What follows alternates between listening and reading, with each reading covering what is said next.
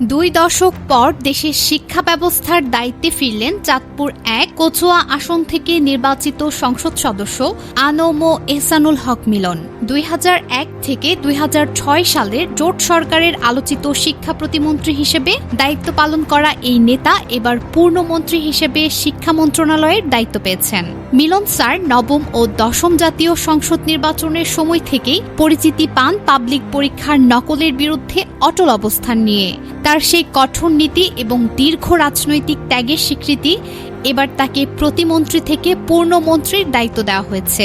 শপথ নেয়ার দিন থেকেই কচুয়া বাজার সহ উপজেলার বিভিন্ন ইউনিয়নে শুরু হয়েছে আনন্দ মিছিল ও মিষ্টি বিতরণ, যেন সমগ্র এলাকায় গণতন্ত্রের নতুন ভোর উদযাপিত হচ্ছে। কচুয়া উপজেলা বিএনপি সভাপতি খায়রুল আবেদিন স্বপন বলেন, মিলন সাহেব 2 দশক আগে দেশের শিক্ষার মান ফেরাতে পরীক্ষাগুলোকে নকলমুক্ত করেছিলেন। এমন একজন ত্যাগী ও আদর্শবান মানুষকে আবারও গুরুত্বপূর্ণ দায়িত্বে পেয়ে শুধু কচুয়াবাসী নয়, পুরো দেশবাসী আনন্দিত। বিগত আওয়ামী লীগ সরকারের আমলে মিলন স্যার ও তার সহধর্মিণী নাজমুন্নাহার বেবি অন্তত 19টি রাজনৈতিক মামলার শিকার হন। দীর্ঘ সময় নিজ এলাকা থেকে প্রায় নির্বাসিত থাকার পর গণতন্ত্রের এই নতুন ভোরে তার প্রত্যাবর্তনকে স্থানীয়রা দেখছেন মজলুমের বিজয় হিসেবে।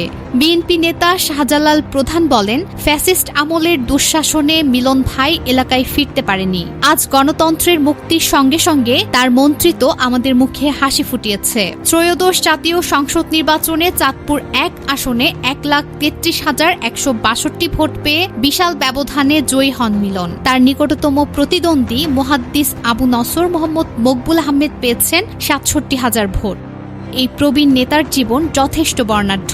কচুয়ায় জন্ম, ঢাকা বিশ্ববিদ্যালয়ের প্রাক্তন শিক্ষার্থী মিলন ও তার সহধর্মিণী 80-র দশকে উচ্চশিক্ষার জন্য যুক্তরাষ্ট্রে পাড়ি জমান, সেখানে শিক্ষকতা করেন। 1991 সালে দেশে ফিরে রাজনীতিতে সক্রিয়। 2001 সালে মার্কিন নাগরিকত্ব ত্যাগ করে দেশের সেবায় আত্মনিয়োগ। রাজনৈতিক পরিচয়ের বাইরে সাধারণ মানুষ মনে করছেন এলাকায় মাদক, চাঁদাবাজি ও কিশোর গ্যাং নির্মূলে কঠোর ব্যবস্থা হবে। শিক্ষিত বেকারদের কর্মসংস্থান সৃষ্টি হবে। শিক্ষা ও শিক্ষা অবকাঠামোতে আমূল পরিবর্তন হবে। তার শতায়ু মা মাহমুদা হক এখনো বেঁচে আছেন, যা তার এই সাফল্যে স্থানীয়দের আবেগ ঘন পরিবেশ সৃষ্টি করেছে। প্রধানমন্ত্রী তারেক রহমানও আনম এহসানুল হক মিলনের উপর পূর্ণ আস্থা রেখেছেন। এবারের শপথ গ্রহণ কেবল প্রশাসনিক অনুষ্ঠান নয়, এটি বাংলাদেশের শিক্ষা খাতে নতুন যুগের সূচনা, যেখানে শৃঙ্খলা, সততা এবং ছাত্র শিক্ষকের জন্য উন্নয়ন মুখ্য। মিলন স্যারের প্রত্যাবর্তন শুধু কচুয়া নয়, পুরো দেশের শিক্ষাক্ষেত্রে নতুন উদ্দীপনা এবং গণতান্ত্রিক চেতনা ফিরিয়ে আনছে।